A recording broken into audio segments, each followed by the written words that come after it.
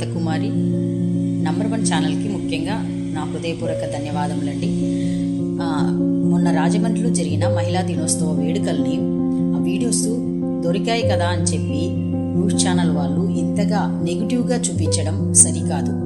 మహిళా దినోత్సవం ఆనందంగా సెలబ్రేట్ చేసుకోండి అని మహిళలకు ఒక సందర్భాన్ని కల్పించి మీరే ఇలా మహిళా నర్సుల పైన ఘోరమైన వీడియోలు, ఘోరంగా వాటిని అదేమి టైటిల్స్, థంబ్నెయిల్స్ పెట్టి చూపించడాలు సరికాదని నేను మీడియాకి ఈ విధంగా నా వీడియో ద్వారా నేను తెలియజేసుకుంటున్నాను.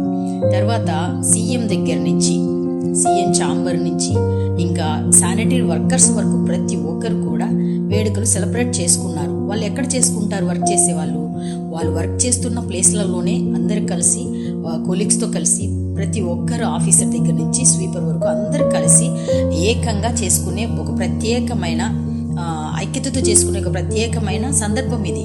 దీన్ని మనము ఈ విధంగా చిత్రీకరించి పంపించడం సరికాదు, ఈ విధంగా అవమానించడం సరికాదు. మహిళ ఎక్కడైతే గౌరవించబడుతుందో అక్కడ అభివృద్ధి ఉంటుంది, ఆశీర్వాదం ఉంటుంది. ఇలా మహిళల్ని కించపరచడం న్యూస్ ఛానళ్ళకి ఏమాత్రం కూడా సరికాదు.